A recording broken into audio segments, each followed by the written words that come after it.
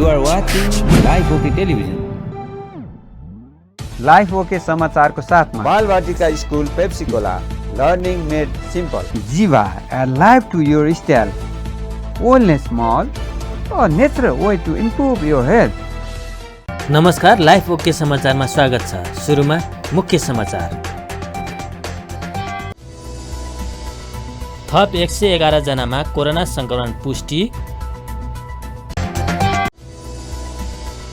प्रदर्शनकारी र प्रहरी बीच नयाँ बानेश्वरमा झडप।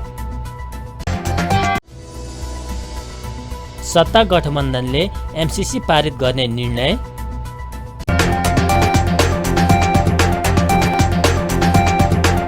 अब समाचार विस्तारमा। नेपालमा थप 111 जनामा कोरोना संक्रमण पुष्टि भएको छ। देशभर गरेको 6486 पीसीआर परीक्षणका क्रममा 94 जना र 3224 एन्टिजेन परीक्षणका क्रममा 17 जनामा कोरोना संक्रमण पुष्टि भएको हो। त्यस्तै कोरोनाका कारण थप 1 जनाको मृत्यु भएको स्वास्थ्य मन्त्रालयले जनाएको छ। हालसम्म नेपालमा कोरोनाका कारण 11935 को मृत्यु भएको छ। त्यस्तै थप 415 संक्रमित निको हुँदा हालसम्म 9,56,413 जना निको भएका छन्। हाल नेपालमा 8,517 सक्रिय संक्रमित आइसोलेसनमा र 106 जना क्वारेन्टाइनमा रहेको मन्त्रालयले जनाएको छ। एमसीसी विरुद्ध प्रदर्शनमा उत्रेका प्रदर्शनकारी र प्रहरी बीच नयाँ बानेश्वरमा झडप भएको छ। प्रदर्शनकारीले बानेश्वरको निषेधित क्षेत्र तोड्न खोजेपछि झडप भएको हो। सो क्रममा प्रहरीले असुर ग्यास र पानीको फोहरा प्रहार गरेको छ। प्रदर्शनकारीहरूलाई तितर बितर पार्न प्रहरीले असुर ग्यास र पानीको फोहरा छाडेको हो। सो क्रममा केही प्रदर्शनकारी घाइते समेत भएका छन्। संसदमा एमसीसी टेबल भइसकेदेखि नै थालिएको एमसीसी विरुद्धको प्रदर्शनलाई राप्रपा र माओवादीका भातृ संगठन लगायतले आइतबार पनि निरन्तरता दिएका थिए।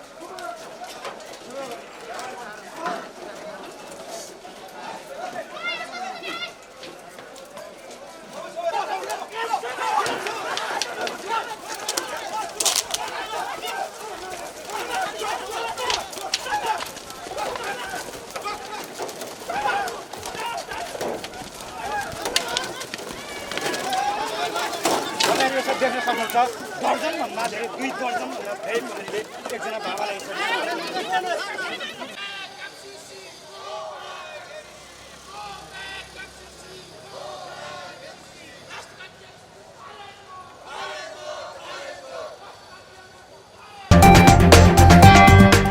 सत्ता गठबन्धनले व्याख्यात्मक घोषणासहित अमेरिकी सहयोग सम्बन्धी सम्झौता एमसीसी पारित गर्ने निर्णय गरेको छ। प्रधानमन्त्री निवास बालटारमा आइतबार बसेको सत्ता गठबन्धनको बैठकले व्याख्यात्मक घोषणासहित एमसीसी संसदबाट अनुमोदन गर्ने निर्णय गरेको नेपाली कांग्रेसका वरिष्ठ नेता रामचन्द्र पौडेलले जानकारी दिनुभयो। उहाँले एमसीसी पारित गर्न गठबन्धन सहमत भएको पनि बताउनुभयो।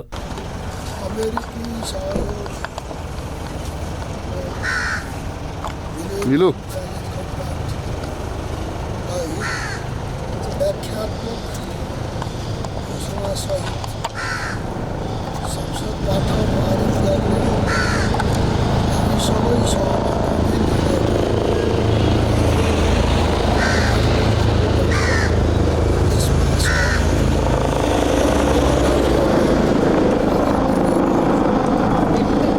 सदनमा जाने प्रश्नहरूलाई सरकारले जवाबसहित यो व्याख्यात्मक टिप्पणीको साथै यो प्रस्तावलाई यो सम्झौतालाई सँगसँगै एट्याच गरेर अन्त्यमा प्रस्तुत गर्छ र अनि सदनले त्यो सहितै पारित गर्छ। आजै अनुमोदन हुने सम्भावना हो। अझै दोस्रो सेसनमा अझै अनुमोदन। प्रमुख प्रतिपक्षी दलको सकारात्मक भूमिका हुन्छ, किनभने प्रमुख प्रतिपक्षी दल नै संसदबाट यो पास गर्ने र चाहिँ अगाडि बढाउने भनेर निर्णय। एमसीसीका विषयमा सत्ता गठबन्धन बीच सहमति हुन नसक्दा सदनमा छलफल हुन सकेको थिएन। स्वास्थ्य तथा जनसङ्ख्या मन्त्री विरोध खतिवडा र नेपाल सरकारका मुख्य सचिव शङ्कर दास बैरागीले अङ्गदानको घोषणा गर्नुभएको छ। स्वास्थ्य सेवा दिवस 2078 को अवसरमा आइतबार काठमाडौँमा आयोजित समारोहमा उहाँहरूले मरणोपरान्त आफ्ना अङ्गदान गर्ने घोषणा गर्नुभएको हो। कार्यक्रममा मन्त्री खतिवडाले आगामी चैतभित्र सबै नेपालीलाई कोभिड विरुद्धको खोप पूरा गर्ने बताउनुभयो। सो अवसरमा रु 1 लाख राशिको उत्कृष्ट स्वास्थ्यकर्मी पुरस्कार डाक्टर जितेन्द्र कणेललाई र रु 50,000 राशिको स्वास्थ्य सेवा पुरस्कार धनकला थापा, ओमराज आचार्य, राम प्रवेश शाह र योगेन्द्र कटेललाई प्रदान गरिएको थियो। त्यस्तै 10 जना स्वास्थ्यकर्मीलाई सम्मान गरिएको थियो।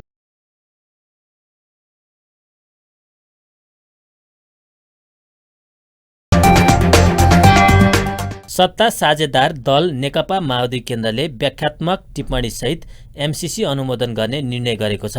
आइतबार बिहान पार्टी अध्यक्ष पुष्पकमल दाहालको निवास हुम्मलटारमा बसेको पार्टीको बैठकले उक्त निर्णय गरेको नेता दीननाथ शर्माले जानकारी दिनुभयो। नेता शर्माले संशोधन बिना अनुमोदन गर्न नसकिने आफूहरूको पहिलेदेखिकै अडान रहेकाले व्याख्यात्मक टिप्पणी सहित एमसीसी अनुमोदन गर्ने निर्णय भएको बताउनुभयो। संशोधन प्रस्तावमा हामीले जस्तो समाचारमा लाइनमा छौं जस्ताको जस्तै हामीले चाहिँ पास गर्न सक्दैनौँ भन्ने हामीले पहिलेदेखि नै भनेका हौँ। त्यसकारण त्यसमा चाहिँ अलिकति परिमार्जन गर्नको लागि अहिले गठबन्धनको बैठक हुँदैछ बालुवाटारमा। बालुवाटारको बैठक पछि यो चाहिँ परिमार्जनको एजेन्डा सबै टुङ्गो लागेको छैन। त्यसलाई टुङ्गो लगाउनको लागि अन्तिम टुङ्गोको लागि अहिले बैठक भनेको माओवादी केन्द्र लचक हो यो विषयमा। हामी चाहिँ संशोधन सहित पास गर्ने भनेर पहिलेदेखि भने जस्ताको तस्तै पास गर्न हुँदैन, जस्ताको तस्तै पास हुँदैन भन्ने हाम्रो जुन अडान हो यथावत छ। हुम्मलटारको बैठकपछि अध्यक्ष दाहाल प्रधानमन्त्री शेरबहादुर देउवासँग छलफलका लागि बालटारमा जानुभएको थियो। आइतबार बस्ने प्रतिनिधि सभा बैठकमा एमसीसी सम्झौतामाथि सैद्धान्तिक छलफल गर्ने कार्यसूची छ। गठबन्धन दलबीच औपचारिक समझदारी बनेमा प्रस्ताव आइतबारकै बैठकबाट पारित गर्ने र त्यसपछि दफावार छलफल गरेर सके तत्कालै नसके सोमबार अनुमोदन गराउने तयारी प्रधानमन्त्रीले गर्नुभएको छ। माओवादी र एकीकृत समाजवादीले सम्झौताका केही बुँदामा राखेका प्रश्नमा व्याख्यात्मक घोषणासहित संसदबाट पारित गर्न उनीहरू सहमत भएका हुन्। न्यूनतम पारिश्रमिक निर्धारण समितिले कोभिड-19 पछिको अवस्था, श्रमजीवी पत्रकारको समग्र अवस्था थप दयनीय बनेको जनाएको छ। समितिले श्रमजीवी पत्रकारको अवस्था, चुनौती र भावी रणनीतिक विषय अन्तर्क्रियामा समितिका अध्यक्ष राजेन्द्र अर्यालले ऐन र नियमावलीले व्यवस्था गरेका सुविधा दिन सञ्चार प्रतिष्ठान गम्भीर नभएको र कोभिड-19 पछिको अवस्थामा श्रमजीवी पत्रकारको समग्र अवस्था थप दयनीय बनेको बताउनुभयो।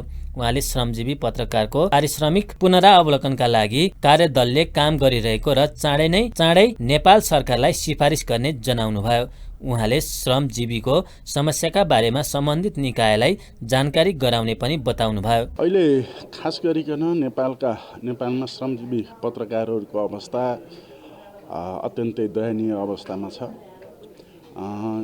आज न्यूनतम पारिश्रमिक निर्धारण समितिले सरकारवाला पक्षहरूसँग यस विषयमा अहिलेको हामी अवस्था कस्तो छ, चुनौतीहरू के छन् र भोलि के गर्नु पर्ला भन्ने विषयमा हामीले छलफल गरिरहेका छौँ।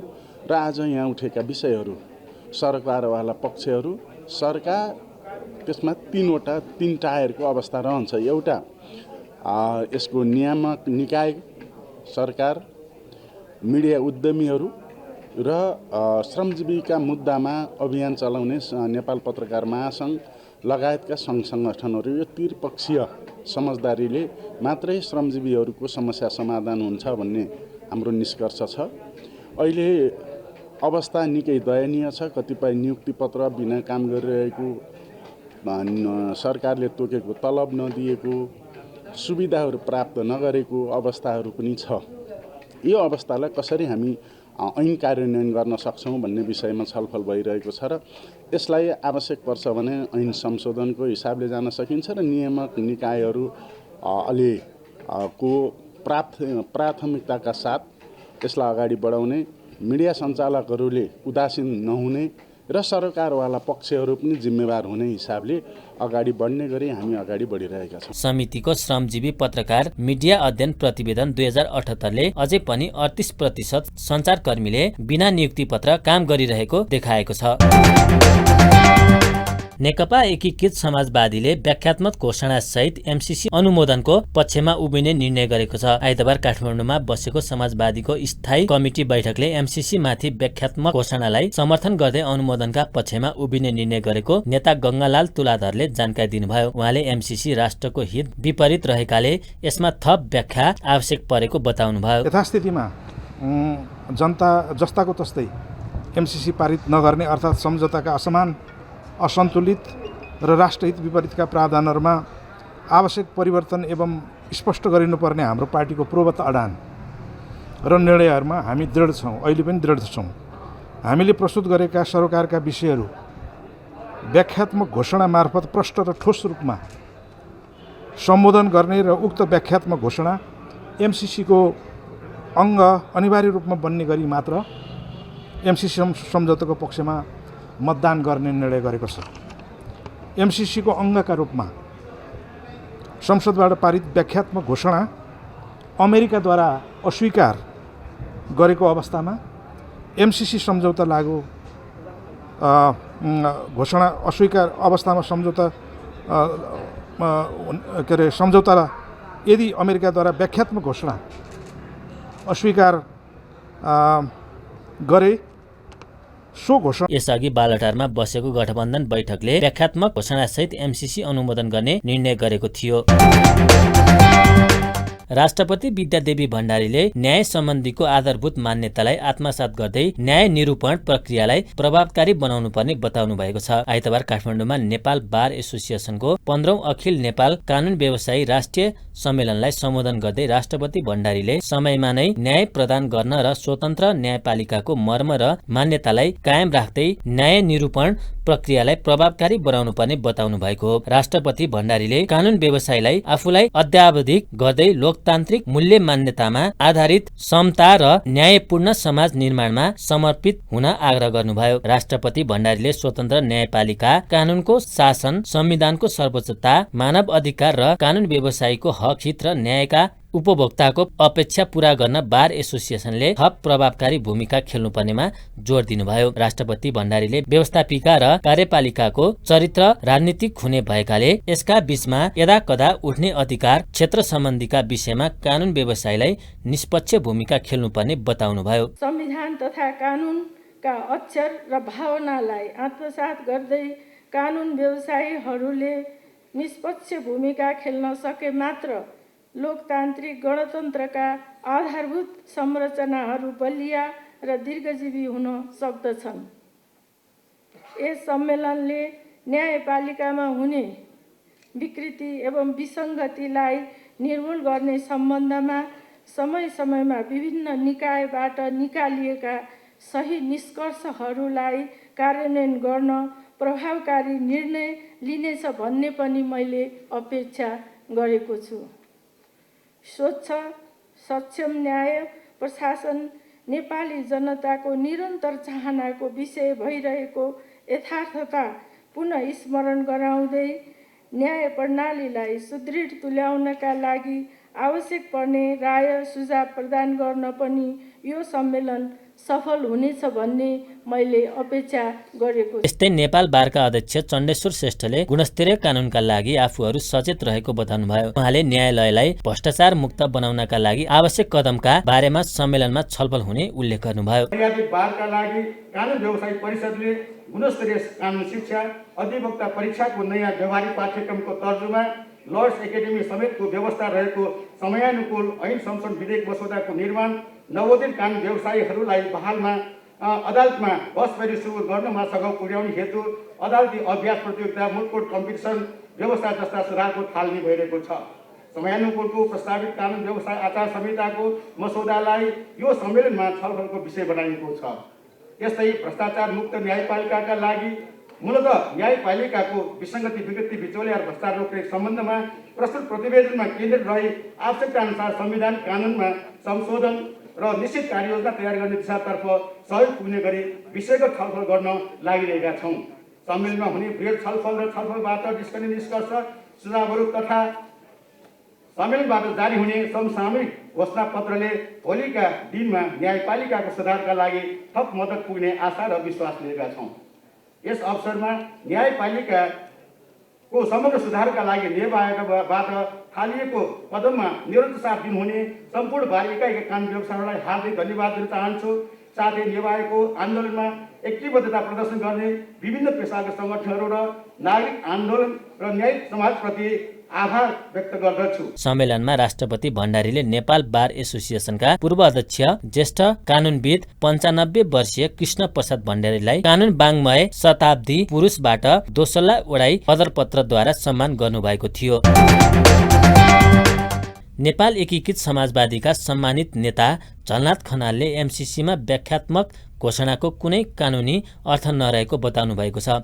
आइतबार प्रतिनिधि सभाको बैठकमा अमेरिकी सहयोग परियोजना एमसीसी माथिको छलफलमा भाग लिँदै खनालले व्याख्यात्मक घोषणा अमेरिकाले स्वीकार गर्ने कुरा समेत कुनै ग्यारेन्टी नरहेको र यसको कुनै कानुनी अर्थ नरहेको बताउनु भएको हो। खनालले सम्झौताको सम्पूर्ण बुदामाथि सार्वभौम संसदमा छलफल गर्ने वातावरण नबनाई पारित गर्न खोज्नु आपत्तिजनक रहेको समेत उल्लेख गर्नुभयो। सन्धि र सम्झौता सबै सांसदहरूले पढ्न र छलफल गर्न पाउन पर्ने भन्दै उहाँले एमसीसीका हरेक सम्झौता सांसदहरूलाई वितरण गर्नुपर्ने धारणा राख्नुभयो।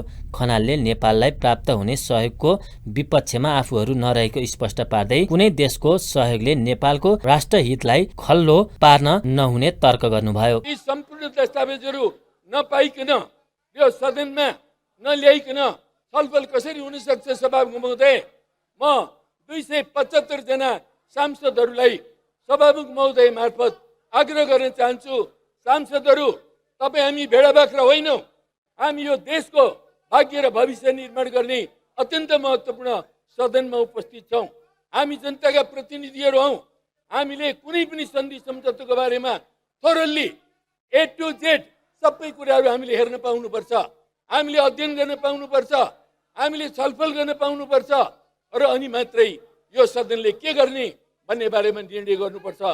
यसकारण सभामुख महोदय, म तपाईँलाई समेत आग्रह गर्न चाहन्छु कि यो एमसीसीसँग सम्बन्धित सम्पूर्ण दस्तावेजहरू यो सदनमा अविलम्ब वितरण गरियोस्। यति मात्र होइन, त्यो 12-13वटा दस्तावेज मात्र होइन, एमसीसी र एमसीएका बीचमा थुप्रै पत्राचारहरू समेत भएका छन्। ती पत्राचारहरू पनि यो सदनले हेर्न पाउनुपर्छ। कसरी यो एमसीसी बारेमा सम्झौता भयो? अहिले पनि मान्छेहरू के हल्ला गरिरहेका छन् भन्दा यो त झलनाथ खनालको पालाबाट सुरुवात भएको हो भनिरहेका छन्। म यो सदनलाई जानकारी गराउन चाहन्छु। सभामुख महोदय, मेरो पालामा यसबारेमा केही पनि भएको छैन। मैले कुनै सहमति गरेको छैन, न सैद्धान्तिक सहमति गरेको छु, न कुनै व्यावहारिक सम्झौता गरेको छु, न कुनै चिठी पत्र नै लेखेको छु। केही पनि भएको छैन। तर म कस्तो मानिस हो भने मैले यो विश्वमा अहिले 195वटा राज्यहरू छन्। त्यो 195वटा देशहरूसँग नेपालले कसैलाई पनि शत्रु ठानिरहेको छैन। हामी सबैलाई मित्र ठान्छौँ। हामी सबैसँग सरसहयोग गर्न चाहन्छौँ, सबैसँग सम्बन्ध राख्न चाहन्छौँ र अमेरिकासँग पनि हामीले 70 वर्षभन्दा लामो समयदेखि सरसहयोग गर्दै आएका छौँ। अमेरिकालाई हामीले उसले दिएको सहयोग लिँदैनौँ, हामीले कहिले भनेका छैनौँ।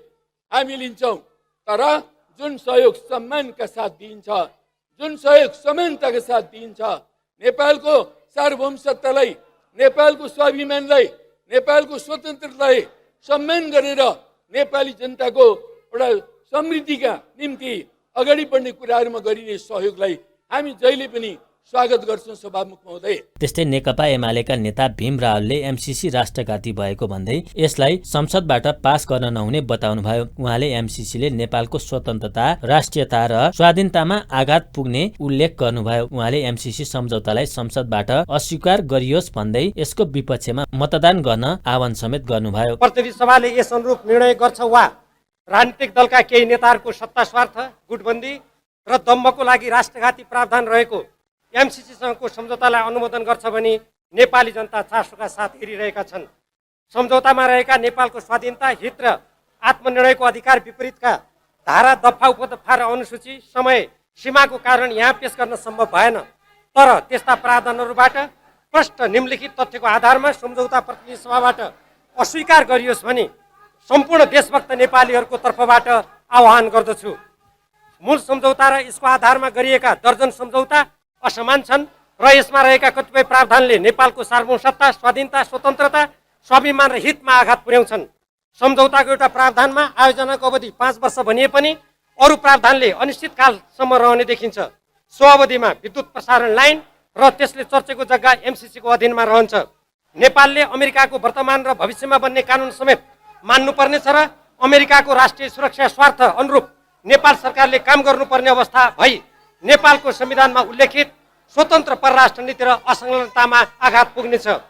एमसीए नेपाल एमसीसी प्रति पूर्ण उत्तरदायी हुने र त्यसलाई एमसीसीले नीति निर्देशन दिने, नेपाल सरकारले एमसीएलाई नेपाललाई असीमित अधिकार दिने र कुनै नीति निर्देशन दिन नपाउने, आयोजनाको सुपर्भिजन गर्न नपाउने, एमसीए बोर्ड नेपाल सरकारबाट स्वतन्त्र हुने र त्यसले एमसीसीको स्वीकृतिमा बोर्ड नियम र सञ्चालन सम्बन्धी हस्तक्षेप। त्यस्तै नेकपा माओवादी केन्द्रका संसदीय दलका प्रमुख सचेतक देव गुरुङले एमसीसी सम्झौता संशोधन बिना अघि बढ्न नसक्ने स्पष्ट पार्नुभयो। उहाँले एमसीसीलाई सदनबाट पारित गरेर ऐनका रूपमा मान्यता दिए देशको सार्वभौममाथि प्रहार हुने बताउनुभयो। र पछिल्लो समयमा चाहिँ सदनमा प्रस्तुत गरेर एक प्रकारले अनुमोदन गर्ने र ऐन बनाउने भन्ने प्रक्रियाबाट आएको हुनाले चाहिँ यसले एउटा गम्भीर प्रकारको बहस पैदा भयो, विवाद पैदा भयो।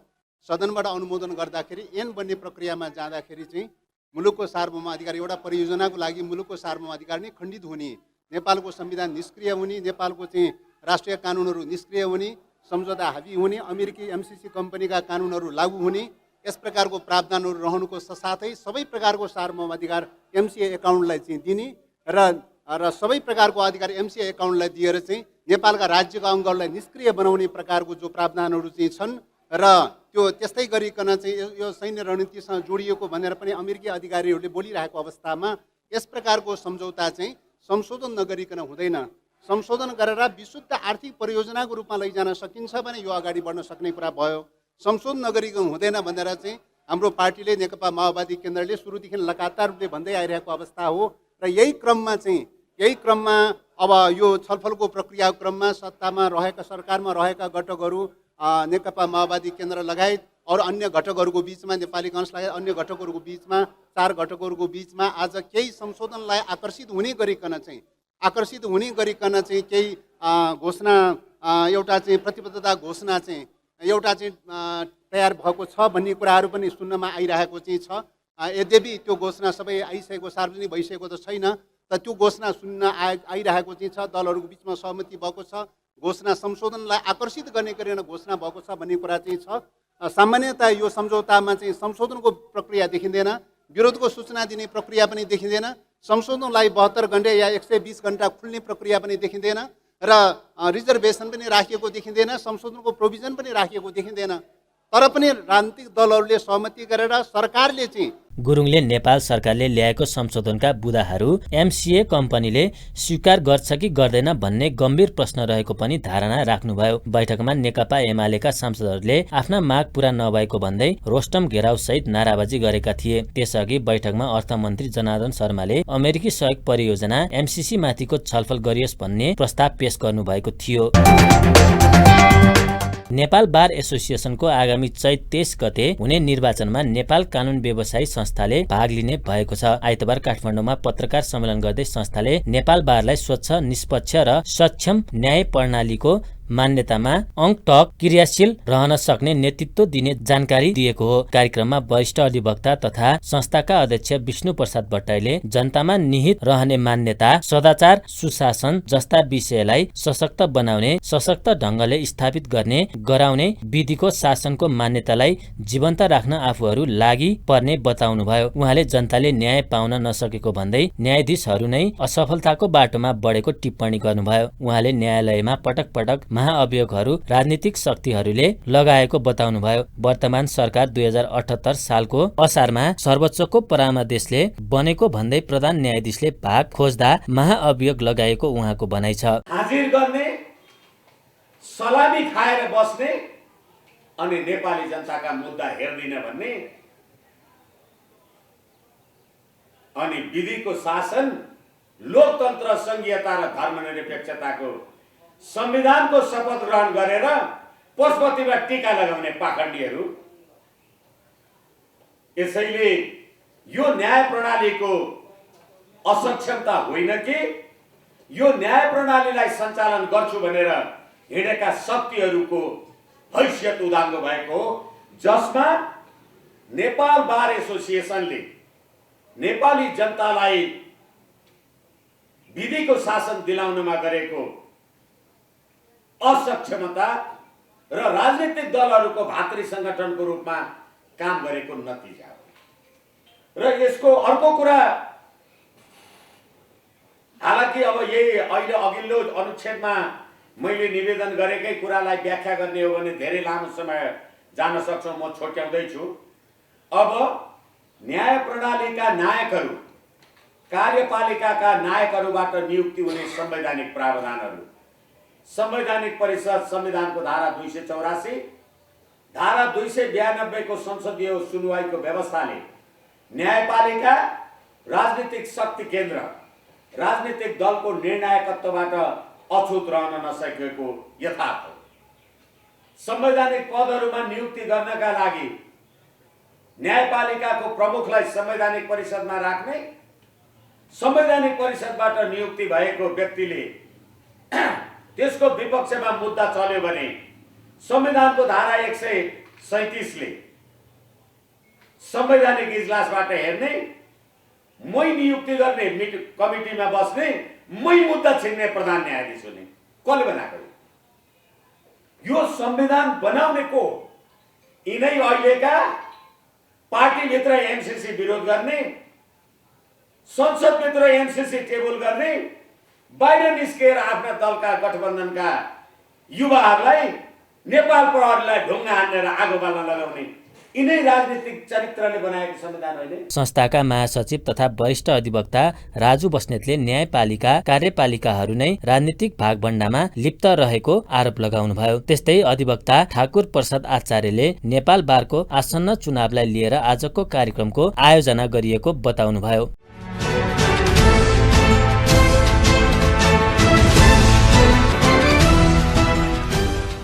नेप्से परिसूचक 7.73 अङ्कले घटेको छ। यस दिन सेन्सिटिभ इन्डेक्स 0.73 अङ्क, फ्लोट इन्डेक्स 0.69 अङ्क र सेन्सिटिभ फ्लोट इन्डेक्स 0.46 अङ्क घटेको छ। यस दिन 224 कम्पनीको 49,670 पटकको कारोबारमा 3 अर्ब 27 करोड 30 लाख 65 हजार रुपियाँ बराबरको 70 लाख 40 हजार किता सेयर खरिद बिक्री भएको छ।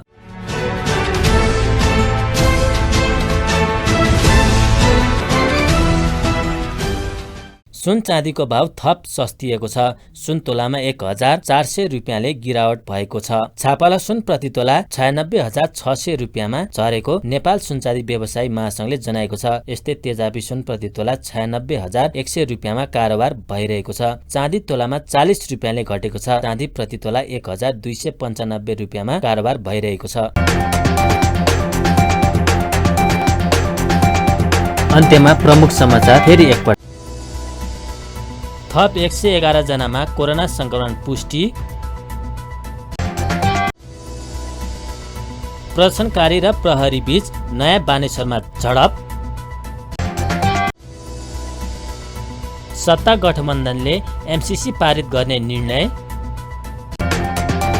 हस्त अहिलेका लागि लाइफ ओके समाचार यति नै। हेर्दै गर्नुहोला लाइफ ओके टेलिभिजन। नमस्कार।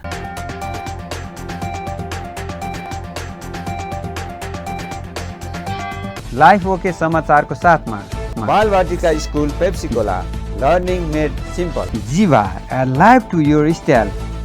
Wellness Mall, a natural way to improve your health.